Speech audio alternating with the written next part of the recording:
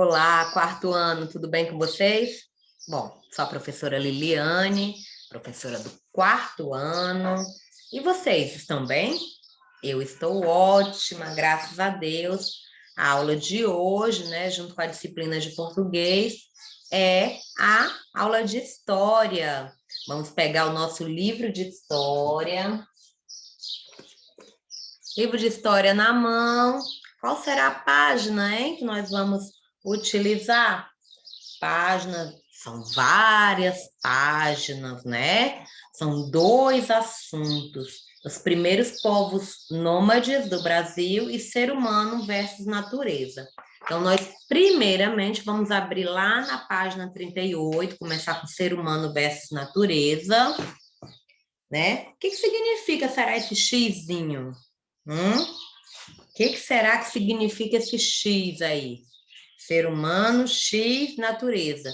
Versus ser humano e natureza. Versus ser humano, qual é o impacto que tem o ser humano na natureza? Qual é o impacto que isso tem?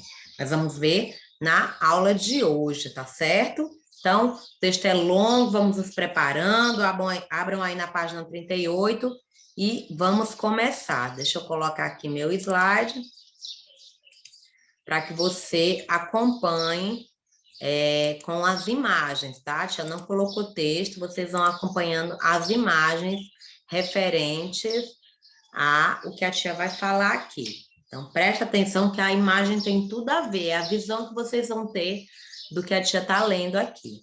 Vamos lá, ser humano versus natureza e logo depois os primeiros povos nômades do Brasil. O ser humano modificando a paisagem. Damos o nome de paisagem geográfica ao conjunto dos elementos naturais modificados, muito ou pouco, pelo ser humano e seus elementos culturais. Essa paisagem é fruto do trabalho realizado pela sociedade humana no espaço. A paisagem não é a mesma em todos os lugares, uma vez que cada lugar a paisagem é feita por elementos diferentes. Podemos classificar esses elementos em dois grandes grupos. São os elementos naturais ou físicos, vocês estão vendo aí os elementos naturais ou físicos, que são o quê? Lagos, rios, montanhas, serras, florestas, chapadas, descampados, etc. Chamamos a reunião de elementos naturais de paisagem natural. Percebam que nessa imagem, ó, não existe nada modificado, tá aqui como a natureza criou, né? Não tem nenhuma modificação. O homem não tocou em nada, não tem nenhuma modificação, ok? E dá uma olhada nessa figura aqui. São elementos humanos ou culturais. Então, enquanto aquela é chamada de elementos naturais ou físicos, essa daqui é elementos humanos ou culturais. O que isso significa? Tudo aquilo criado pelo ser humano, a exemplo de casas, fazendas, prédios, estradas, etc.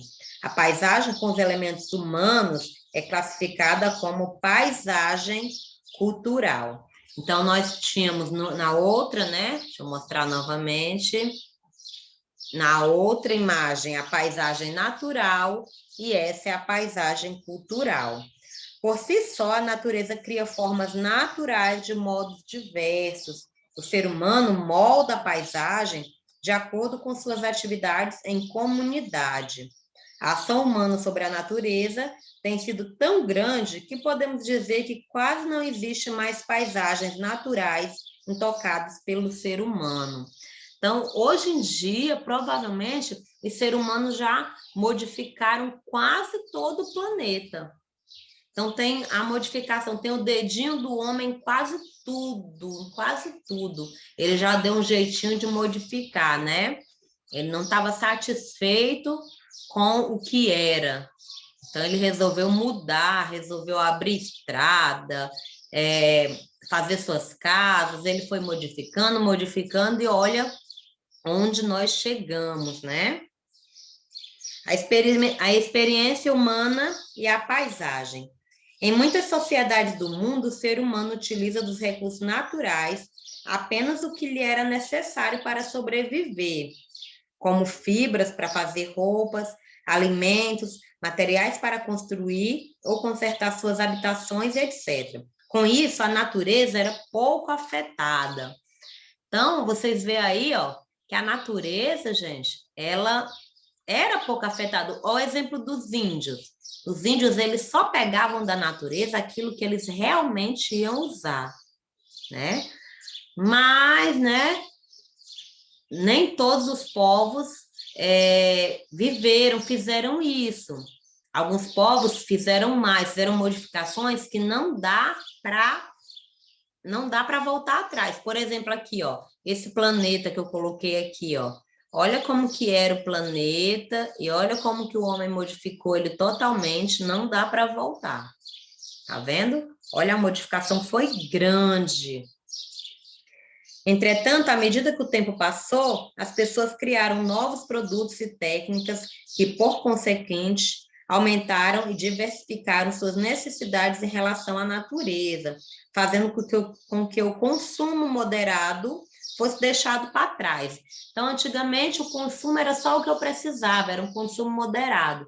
Hoje em dia, não é mais. Hoje em dia, o consumo é maior que tudo, a ganância do ser humano é maior que tudo, né? Essas novas necessidades estão fazendo com que as transformações da natureza ocorram num ritmo cada vez mais acelerado. Nos tempos atuais, a paisagem é cada vez mais mudada pela influência humana. Isso se deve ao fato de que as mudanças no mundo humano não param de acontecer e novos elementos são criados, às vezes sobrepondo-se aos antigos, às vezes tomando o seu lugar. Quando buscamos compreender essas transformações, entendemos por que elas estão acontecendo, as consequências dessas mudanças, e podemos até questionar o porquê de elas estarem acontecendo. As mudanças do espaço acontecem ao longo da história, pela sociedade e através de sua interferência no meio natural. Podemos compreender como as sociedades são por meio dos tempos. Olha aí, ó. Então, com o passar dos anos, com os acontecimentos da história, né, as mudanças foram acontecendo. Então, nós temos aqui, ó, o índio, ele pegava da natureza somente o que ele precisava para construir suas casas, para construir suas coisas, mas o ser humano pegou lá as ferramentas dele, ó, foi construindo e ao mesmo tempo destruindo tudo, né? Estão vendo aí, ó? Ao mesmo tempo que eles foram construindo, eles foram destruindo tudo, né? Várias mudanças no uso da terra são consequências do aumento da população humana, viu? Nem sempre é porque o homem quis fazer aquela bagunça, não. Mas o crescimento da população fez com que fosse acontecendo as mudanças. Nasceram muitas pessoas. Então, acontece que eles não tinham onde morar. Aí eles destruíam, vocês estão vendo aqui, ó, tiravam as árvores para fazer suas construções, novas cidades apareceram. Nem sempre foi porque o homem intencionalmente quis destruir tudo. Ele precisou em vários momentos, né? Então, essa preocupação com o desenvolvimento sustentável da humanidade só surgiu por volta do século XIX. Espera aí que a tia pulou. A tia estava lá, vou começar de novo. Várias mudanças no uso da terra são consequência do aumento da população humana. Foi isso que a tia estava falando. Que cada vez ficou mais numerosa, precisava de mais recursos naturais, como minerais, água e terras cultiváveis. Essa necessidade, nos dias de hoje, já excede o que o nosso planeta pode nos dar de forma sustentável, ou seja, sem nenhum dano ao meio ambiente. Então, hoje em dia, é impossível abastecer toda a população sem prejudicar o meio ambiente. Essa preocupação com o desenvolvimento sustentável da humanidade surgiu por volta do século XIX.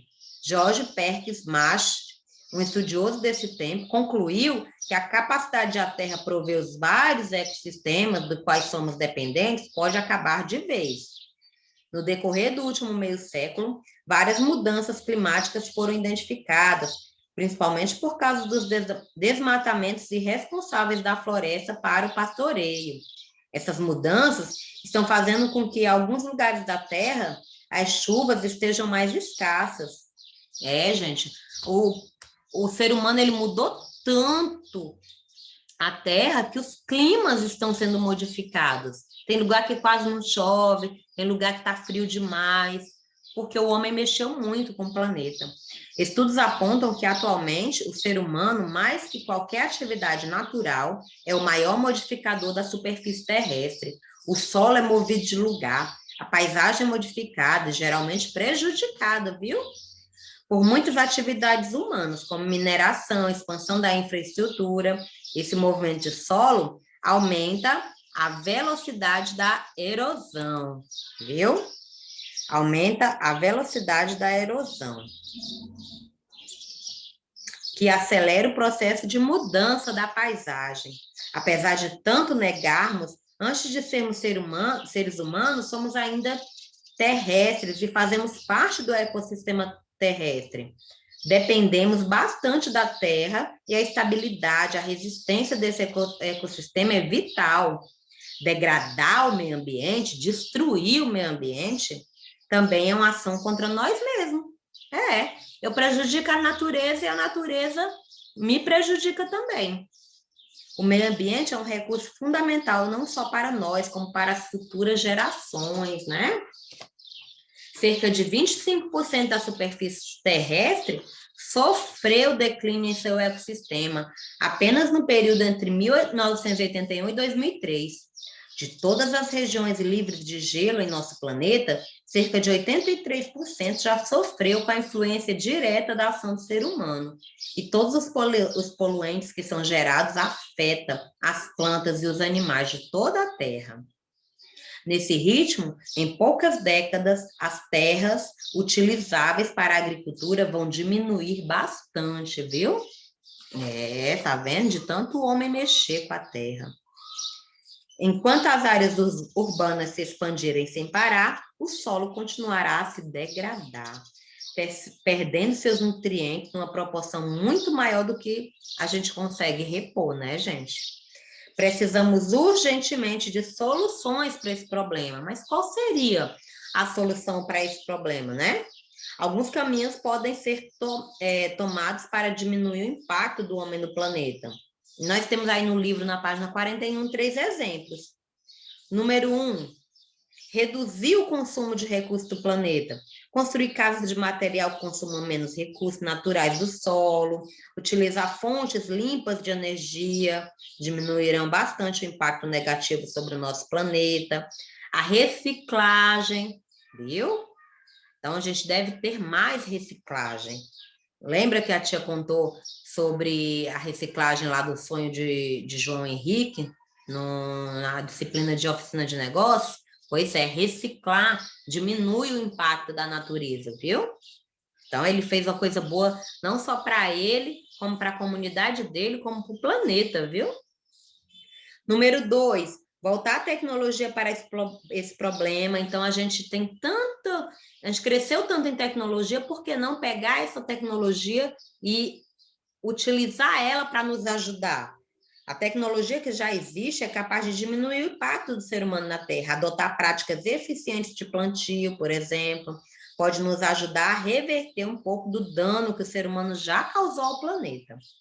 Outra coisa, o terceiro exemplo, é estabelecer políticas de controle mais responsáveis. Quando a população se multiplica sem nenhum controle, é natural que os recursos naturais sejam usados cada vez mais, o que inevitavelmente pode gerar escassez, além de problemas com pobreza e má distribuição, né, de recursos. Então, são aí três caminhos que nós podemos seguir para utilizar, para amenizar o nosso problema. Bom, nós tivemos aí essa videoaula, vocês vão fazer a atividade na página 42 E vamos passar lá para a página 44. Vamos lá. Lá na página 44, vou novamente colocar o slide aqui. Na página 44, nós vamos... Opa! Nós vamos colocar aqui, ó. A gente já vai ler daqui, tá certo? Os primeiros povos nômades do Brasil. Os nômades eram grupos de pessoas que viviam... Deixa eu ver meu horário aqui. Os nômades eram um grupo de pessoas que viviam de forma itinerante. Vocês lembram que a tia conversou com vocês que os nômades eram aquelas pessoas que andavam procurando alimentação e tal, viajando de uma região a outra em busca de alimento. A primeira forma que o ser humano encontrou para sobreviver foi o nomadismo. Os nômades, em suma, eram pessoas que não viviam fixa apenas em um lugar. Eles utilizavam os recursos naturais como água e alimento de um local e, quando acabavam, mudavam para outra região. Os primeiros humanos, portanto, surgiram em algum ponto da África e com essa forma de vida se espalharam aí pelo mundo. Isso a tia já explicou em outras aulas. Mas e no Brasil? Como que foi? Hein? Vamos ver como é que foi? Os primeiros povos que se tem notícia no Brasil viviam num território cuja fauna e flora era completamente diferente das atuais. Isso porque o clima era diferente, chegando a ser bastante seco e frio aqui no Brasil, viu, gente? Aqui já foi seco e frio. Por isso, a vegetação era predominante de campos, cerrados e caatinga. Nesse período, havia mastodontes, tatus gigantes, do tamanho de um carro pequeno, viu? Olha como que era aqui no Brasil. Preguiças gigantes que possuíam o tamanho de elefantes e não se dependuravam em árvore e etc. Que eram caçados por esses povos que, para poderem se alimentar, matavam esses animais, né? Depois vem um período com seca ainda maior. Foi quando os animais de grande porte foram se extinguindo porque não conseguiam se adaptar. Esses povos eram nômades, ou seja, não se fixavam num único local. Ora utilizavam cavernas como abrigo temporário, ora construíam tendas com madeiras e cobertura de pele de animais em campos, alimentando-se da coleta de frutos e da caça de animais. Olha aí, ó. Há indícios de que esses povos utilizavam instrumentos rudimentares feitos com pedras para realizar diversas ações, como cortar, raspar e bater. No Brasil, os vestígios mais antigos desses povos, olha aí a figura, estão localizados nos sítios arqueológicos da Serra de Capivara, na região de São Raimundo Nonato, no Piauí. É possível encontrar em cavernas milhares de pinturas rupestres. Aquelas pinturas, aqueles desenhinhos que a tia disse para vocês, são chamadas de pinturas rupestres. Então, aqui no Brasil, tem vários desses desenhos que nos ajudam a contar essa história que eu estou falando aqui para vocês. Acredita-se que essas pinturas rupestres tinham para esses povos um significado mágico e religioso, para que o alimento não faltasse quando saíssem para caçar e pescar, pois há predominantemente figuras de animais quadrúpedes, aves, répteis, em menor quantidade peixes. Pintavam com dedos e pincéis feitos com fibras e espinhos, para os traços mais finos. Além disso, há também os homens de Lagoa Santa, cujos vestígios foram encontrados em grutas situadas na Lapa Nova do Magné, na região de Lagoa Santa, próximo ao Rio das Velhas, em Minas Gerais. As pinturas que foram encontradas lá, gente, nos dão preciosas informações de como era a vida cotidiana desses humanos, né? Então, nós temos aqui a figura de alguns povos nômades, que eu mostrei para vocês, só que agora os povos nômades que viveram aqui no Brasil. Então, não foi só por aí, na Mesopotâmia, na África, que foram encontrados os povos nômades, não. Aqui no Brasil também. Olha como eles viviam, como eles caçavam e como eles passaram, então, até a chegar a não ser mais nômades, né? Aqui no Brasil também aconteceu pelo mundo e aconteceu também aqui no Brasil. E tudo isso A gente sabe pelas pinturas rupestres, né? Que são aqueles desenhos feitos em cavernas, tá certo? Bom, meus amores, a tia fez essa aula, essa videoaula, das páginas 38 a 41, que foi o Ser Humano versus Natureza, e de 44 a 45, os primeiros povos nômades aqui no Brasil. Então, nós temos aí atividades nas páginas 42, 46 e 48, tá certo? Bom, já vai ficando por aqui. Espero que vocês tenham gostado da aula. Para mim, ela passou, ó, voando. Pois um grande beijo e até a nossa próxima aula. Tchau!